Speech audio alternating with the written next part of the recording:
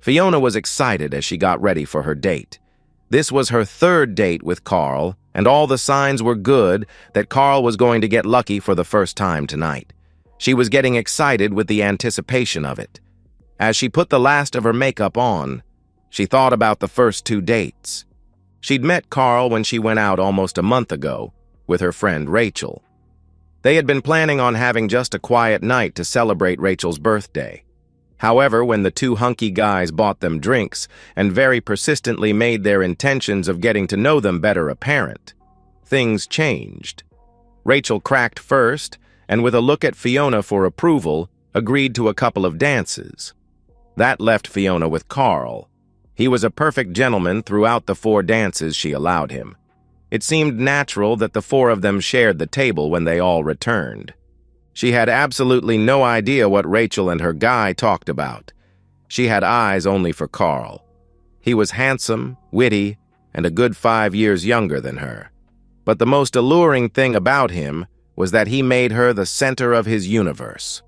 While she was in his presence, she had his undivided attention. It was very flattering. By the end of the evening, she was seriously considering relaxing her long-held standards of never sleeping with a guy she didn't love. She knew she would regret that later, and it sent wholly the wrong message. Fortunately, Carl relieved her of that problem by calling an end to the night.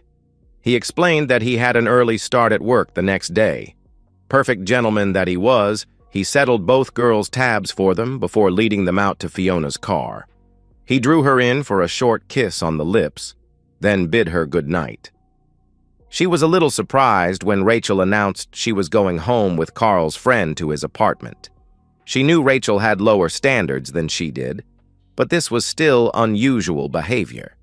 Fiona returned home alone, very excited, with anticipation of the future. Once out of Carl's mesmeric presence, her natural cynicism allowed the first crack to appear in her dream. What were the odds that someone as good as Carl was unattached? She had automatically checked for a wedding ring and been relieved by its absence, but she couldn't help remembering the cynic's mantra. Girls, if you meet a single guy who is handsome, muscular, attentive, and sensitive, don't waste your time. He no doubt already has a boyfriend. However, she knew Carl wasn't gay. When she'd pressed up against him during that last dance, she had definitely felt something. She would never normally be so presumptuous during a first meeting, but she instinctively knew that she couldn't let this one get away. With her obvious interest in Carl, an impartial observer may have been confused as to why she didn't agree on a second date with him until 11 days later. He had called at least every second day and obviously returned her attraction. Her second date was again with Rachel and was in the same bar as last time. Carl and his friend were already there. He greeted Fiona with a very friendly kiss, and again the 4 split into 2 pairs at the same table. It was half an hour later that Fiona managed to pull away from his closeness to examine his left hand. A shudder of disappointment went through her as she saw the faint shadow on his ring finger. "You're married, you cheating jerk. I knew you were too good to be true." "Oh, you mean this," said Carl, holding up his ring finger. "I was married until 6 months ago, but unfortunately it failed. As it is winter and I have an office job, the paleness has yet to be tanned out." Relieved and a little afraid of the damage her outburst may have done to their burgeoning relationship, Fiona quickly apologized. She then just as quickly decided to use all her charms to repair any damage. Dragging Carl onto the dance floor, she pressed up against him. He accepted her apology by leaning down and pulling her in for a kiss. They ended up dancing and kissing until the bar closed at midnight. Neither had any idea when Rachel and Carl's friend had left, but their table was empty when they finally returned. Fiona was caught in a dilemma almost as old as time itself. She really wanted to ensnare Carl by taking him to her bed right now. However, she wasn't interested in just a short-term fling. By giving in tonight, she knew she risked losing his respect if he was interested in a longer-term relationship. She decided he would have to work harder for his reward. Besides, that would allow him to further demonstrate his need for her. Nothing stroked her ego like being chased by a man. It was at least as good a thrill as the first intimacy with a new partner. After gently letting him down, she allowed him again to escort her to her car. This time they passionately kissed goodnight. Proud of her self-control, she returned home. Over the next 2 weeks, Fiona basked in the glow of being pursued. Carl rang her a minimum of once a day. Every second or third day, he sent either flowers or chocolates to her office. That was one of the reasons she didn't agree to a third date until 15 days after the second. She sensed Carl was becoming despondent of his chances. Desperate not to lose him, she immediately agreed to a date. Now, here she was, sitting at her makeup table wondering whether tonight was going to be the night. This time there was no Rachel, and they met at a different bar. Fiona knew she was running a risk when she asked him again if he was married. She prefaced the question as her not believing that such a good-looking guy was available. She saw a flicker in his eye that she interpreted as meaning that he had been hurt by her question. She immediately gave him her best kiss. "Look, Fee, how can I prove to you that I'm not?" he asked. "Easy. We'll dance for a while, then you can take me back to your place." Any misgivings Carl may have held rapidly blew away, and he drew her in for another smoldering kiss. At a table at the other end of the bar, Tom observed the couple closely. He hadn't observed this couple interact before. He judged with an eye tuned by years of watching couples. "Third date, I reckon. She's just told him he's going to score tonight. He would follow them tonight just to confirm his judgment. If he was lucky, they might couple somewhere he could not only watch, but take some photos and videos for his growing collection." With that anticipation, his heart raced. On the dance floor, the happy couple had almost given up all pretense of sticking to the beat of the music in favor of embracing and tongue-dueling. A mere 45 minutes after they had arrived, Carl hustled Fiona out to his car and drove her away. Tom was already waiting in his own car and, with practiced ease, followed them to an apartment a mere 10 minutes' drive away. Fiona stood impatiently while Carl fumbled to find the right key to open the door. He finally managed it with the third one.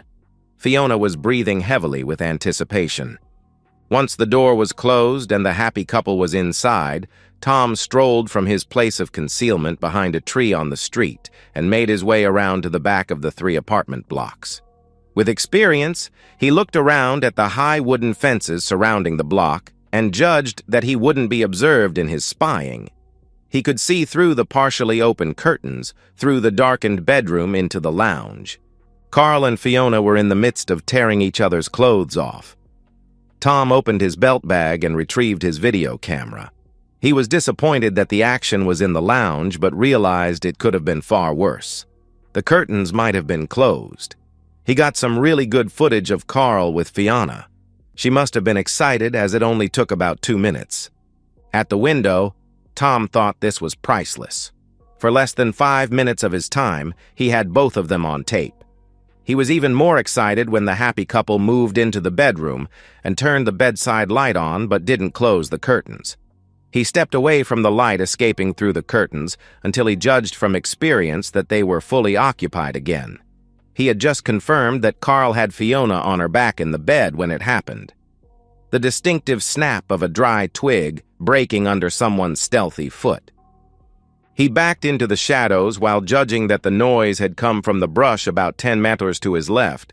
It was an occupational hazard of his activities that he sometimes wasn't the only watcher. It never failed to embarrass him, though. He wasn't particularly proud of what he did. Frozen in the shadows, Tom sensed another figure approaching the dim pool of light he'd just vacated. Soon, the figure of another man stood in the light and peered into the window. As soon as the full light from the bedroom hit his face, Tom grinned. "Hi, Greg!" Instinctively, Greg crouched below the windowsill and peered into the shadows. "Tom, you almost gave me a heart attack. What the hell are you doing here?" "Same as you, Greg. Same as you."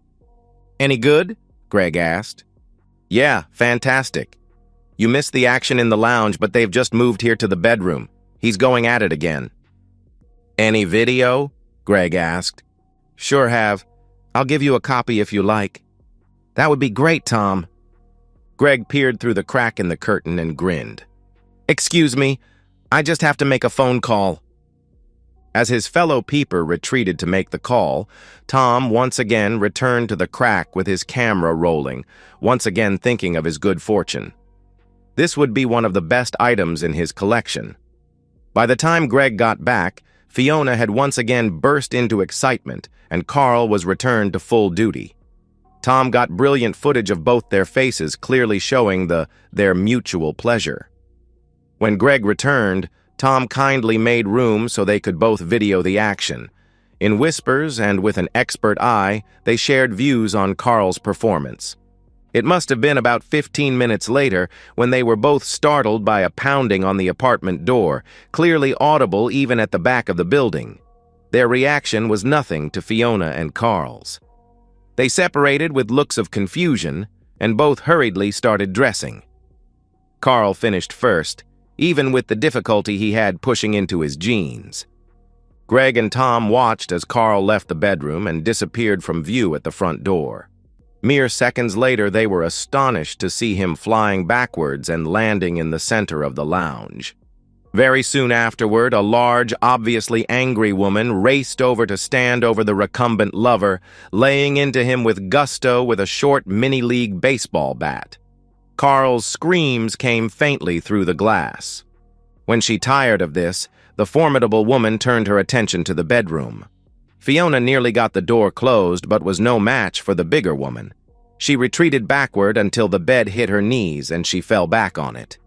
With a snarl, the strange woman repeated her performance and laid into Fiona with a will. Both peepers could plainly hear the screams and the interspersed commentary. The videos had been good before, but now both Tom and Greg knew they would be taking pride of place in their collections. Tom could see that no real damage was being done with the dense foam bat. Obviously bored, the woman stopped her beating and returned to the front door. Greg sprinted around the block, followed by Tom. Neither wanted to miss a second of this drama. Greg got to the front door just as the large woman opened it and came out, throwing it over her shoulder. "If your friend John knew why you were using his apartment, then you'd better tell him to start running as well." When she heard his reply, she turned and strode back through the door. This was the opportunity Fiona had been waiting for. She bolted out the door and ran full tilt into Tom, standing at the gate. Bouncing off, she reached both hands forward to grab him. This was a reflex to stop herself from falling over backward again. Quick as a flash, Tom grabbed one of her arms with one of his, but used the other to thrust the envelope into her free hand. With obvious amusement, he stated, "Fiona Brown, you have been served. Your husband requests your immediate presence at his house." Fiona rushed past him and screamed off down the street. Tom returned his attention to the entertainment still playing out in the house. Greg strolled over. "Nicely done, Tom. Short and sharp." "Yeah, the husband authorized me to do it as soon as I had the evidence. Poor woman. It was her first time. Talk about unlucky." "Oh well, stuff happens. Don't forget the video you owe me," Greg answered. At this point, the formidable lady came out the door again and walked up to Greg. "Did you get what I wanted?" "Sure did," Greg replied. "Who's this guy? I'm not paying for two of you, you know." "That's fine. We private investigators always work alone. Tom here has just served your husband's girlfriend." "Good. That saves me the job of finding his address and sending him the video." She returned to the door and yelled inside. "You may as well stay here, jerk. Certainly don't bother coming home. You don't live there anymore." 200 meters away, Fiona was still accelerating. It finally dawned on her that it would take her a good hour and a half to walk back to her car. In the heels she was wearing, that would be a big ask. There was no way she was going anywhere near the apartment and that frightening woman again. Her racing, overloaded brain finally remembered her phone, but she quickly found it had been a casualty of her beating. Sobbing, with envelope in hand, she limped into the night. It ended up taking 2.5 hours to get back to her car and drive home. She was confused. Why did her husband want her to go back to their house? He was away on one of the business trips he took every 2 weeks or so. Bruised, battered, tired, and sore, she noticed the lights were all on. She fumbled her house key in the lock on the front door. She must be tired.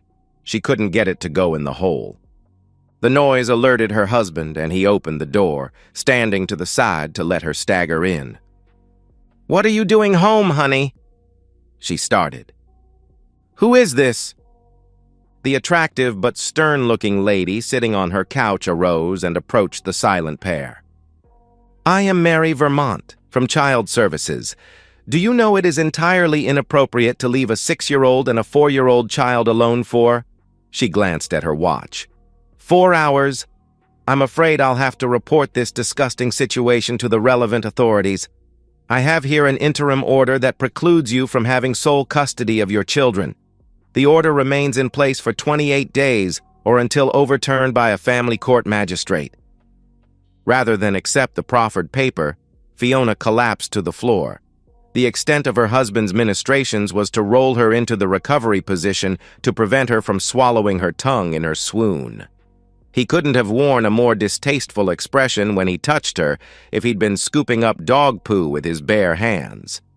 There was a knock at the door. Fiona's husband admitted her mother, who looked at her prostrate daughter with concern, but made no move towards her. "Is what you said on the phone right?" she asked. "Yes, Mum. Tonight was at least the second night that she has left the kids home alone while she went out. The first time, I only found out when the lady next door rang me. Rita had woken up with a nightmare and wouldn't stop until she saw her mum. Jenny went next door to get help.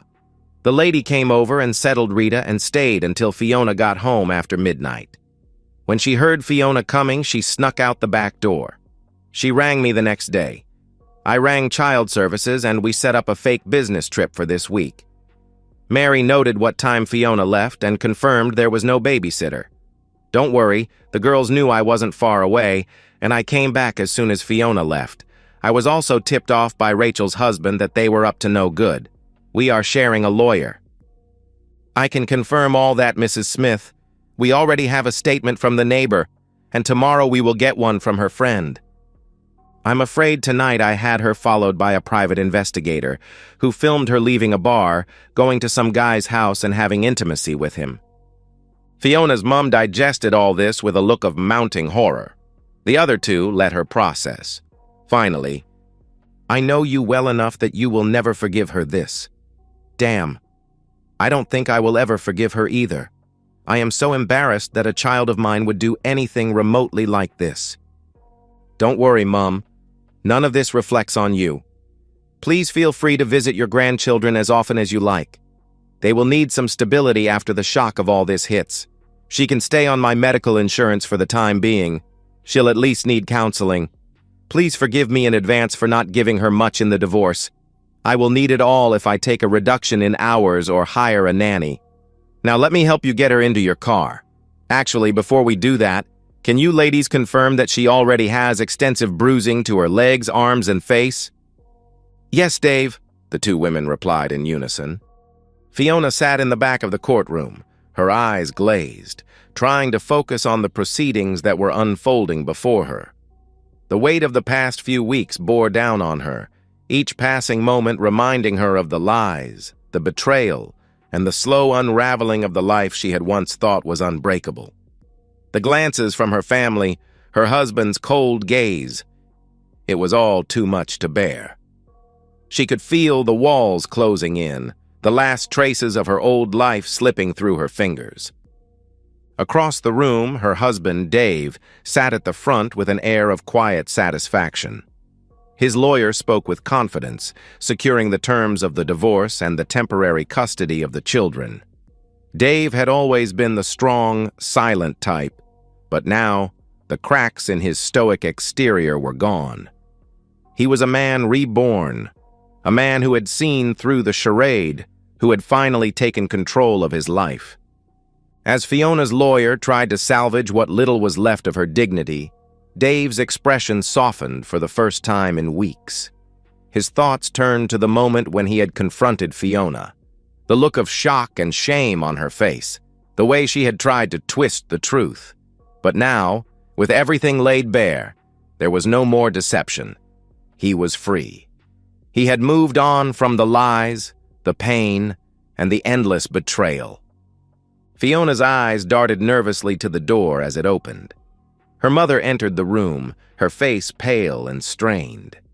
Fiona had hoped for some semblance of support, but her mother's disappointment was impossible to ignore. She had known all along, hadn't she? Fiona's reckless behavior, the affairs, the manipulation. Nothing was hidden anymore. The truth had taken root, and there was no escaping it. Dave stood up, his back straight, a sense of pride radiating from him. The judge's words felt like a distant hum in the background as he turned to Fiona. His eyes, once filled with confusion and doubt, were now clear, full of resolve and strength. The decision had been made. Fiona would no longer have control over his life. With a calm, almost relieved smile, Dave walked out of the courtroom. His hands gripped the doorframe for a moment, the weight of the victory settling in. He had fought for his children, for his peace, and for his future. Fiona, on the other hand, was left in the dust, alone, broken, and struggling to make sense of a life that had crumbled beneath her. Outside, the sun shone brightly, the promise of a fresh start waiting for Dave. He had already begun to rebuild, knowing that the best days of his life were still ahead. As he drove away from the courthouse, he thought of the children, their laughter, and the quiet joy that awaited him at home. They would be okay. He would make sure of it. Meanwhile, Fiona sat alone, the echoes of her own mistakes reverberating in her mind. Her phone buzzed with yet another notification, another reminder that the world had moved on without her. Her friends, her family, even Carl, none of them were waiting for her. They had all seen through her charades. The woman she had once been, the one who could command attention, was gone. All that was left was a hollow shell of the person she used to be. As the final moments of the day slipped away, Fiona knew there was no way to turn back. She had lost everything, and there was no one left to blame but herself. The path ahead was dark, filled with regret and isolation. Meanwhile, Dave's world was brightening, each day promising a better future. He had found his peace, and Fiona had only herself to answer to now. And so, we've reached the end of today's story. Was it what you expected, or did it take a twist you didn't see coming? I'm curious to hear your thoughts. Share them in the comments below, and let's get a conversation going. If this story kept you hooked, make sure to hit that like button. And if you're new here or just haven't subscribed yet, now's the perfect time to join our community. I bring you fresh, captivating stories every day, so click that subscribe button and turn on notifications so you never miss out. Thanks for watching, and I'll see you in the next one.